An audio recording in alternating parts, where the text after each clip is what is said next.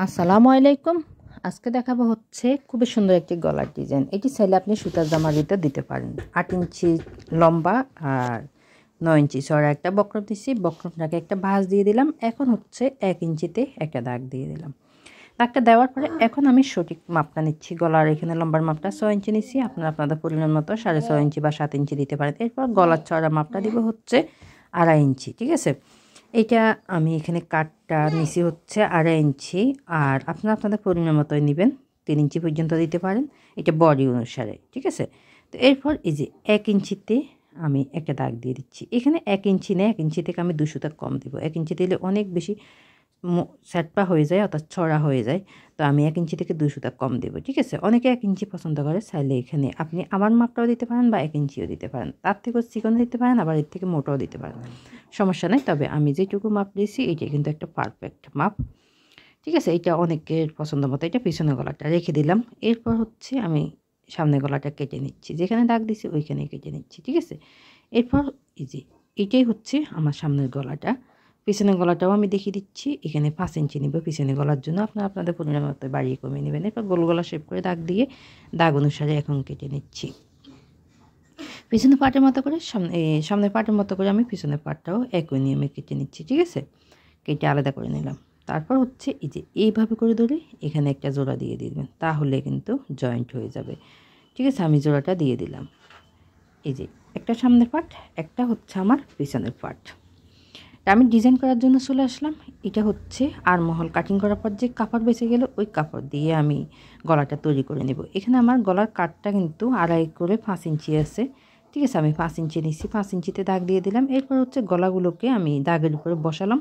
বসানোর পরে আমি হিজাব পিন লাগিয়ে নিচ্ছি। আমাদের বাসায় সবাই কম বেশি হিজাব পিন থাকে, হিজাব পিন লাগিয়ে নিচ্ছি। আপনি চাইলে আগে বক্রমটা সেলাই করে নিতে পারেন, তো আমি একবারে একসাথে সেলাই করে নেব, এই জন্য হিজাব পিন লাগিয়ে নিলাম। ঠিক আছে, বক্রমের উপরে সেলাই না করে একসাথে কাপড়ের সাথে সেলাই করে নিচ্ছি। ঠিক আছে, সেলাই করার পরে এখন আমি এই যে গলাটাকে একটা ভাঁজ দিয়ে দিলাম, অর্থাৎ মাঝ বরাবর একটা চিহ্ন দিয়ে দিলাম। চিহ্নটা দেওয়ার পরে এখন আমি জামার গলাটা নেব। তবে তার আগে কিন্তু এই যে এখানে আমি ডিজাইনটা করে নেব। 1 ইঞ্চি ছড়া একটা বক্রম নিচ্ছি, আমি 9 ইঞ্চি লম্বা বক্রমটা নিলাম।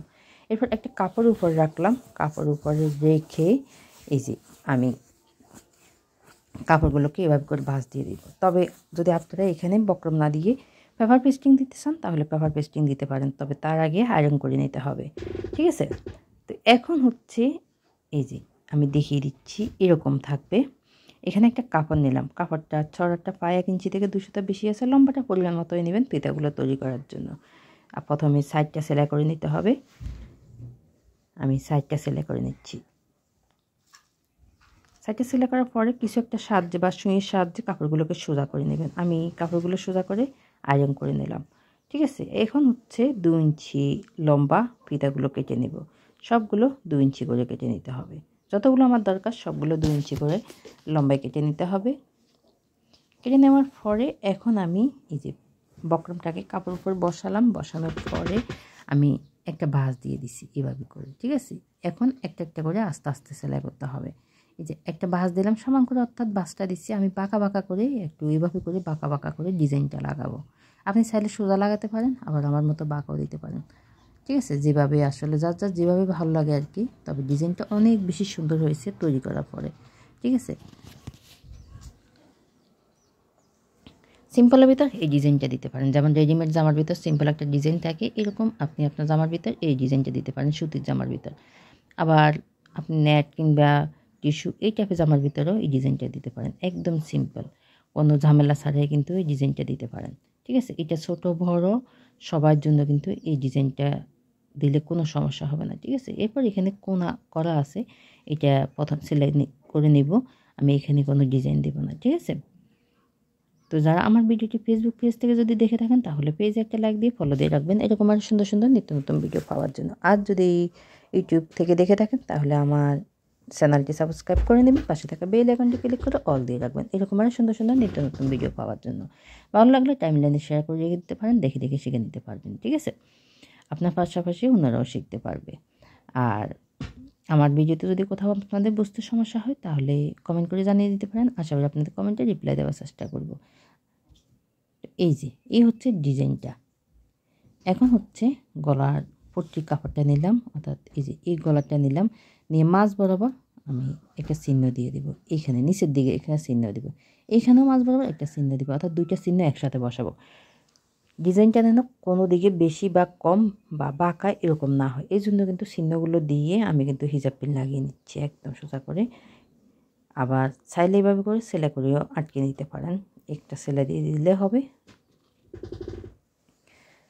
তো এই যে আমি এটা সেলাই করে নিলাম। এখন হচ্ছে আমি জামার কাপড়ের উপরে গলাটা সেলাই করবো, এই জন্য জামার কাপড়টা নিলাম।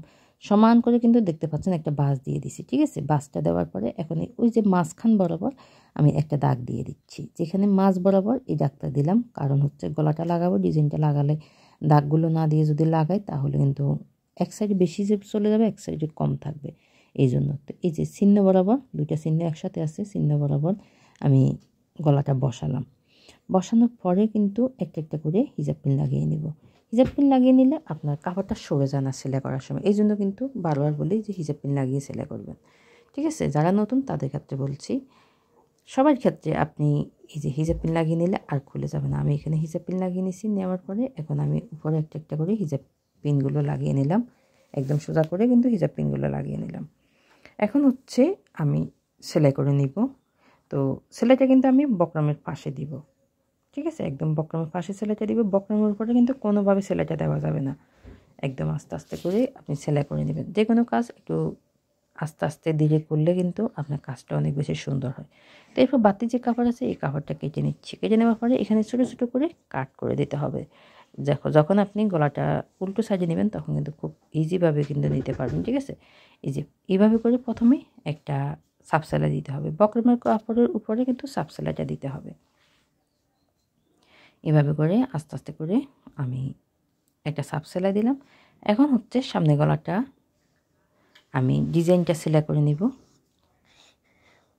যেখানে আগের একটা সেলাই আছে আমার, ওই সেলাইয়ের উপরে কিন্তু এখন সেলাইটা দিতে হবে, ঠিক আছে। পাশে দিবেন না, একদম সেলাই বরাবর কিন্তু আপনি ডিজাইনের উপরে কিন্তু যে সেলাই আছে ওই সেলাইয়ের উপরে দিবেন, তাহলে হবে।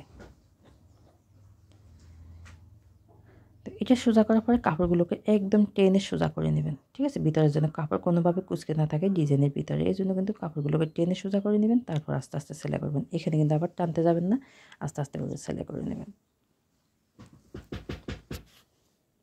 সেলাই করে নেওয়ার পরে এখন হচ্ছে আমি গলাটা সেলাই করে নেব।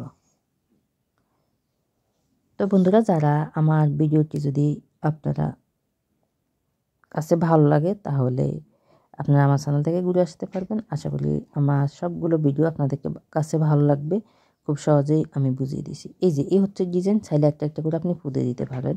আমার কাছে পুঁতি নেই, আমি পুঁতে দিব না, আপনি চাইলে একটা একটা করে পুঁতে দিতে পারেন। তো সবাই ভালো থাকবেন, সুস্থ থাকবেন, আবার দেখা হবে নেক্সট ভিডিও।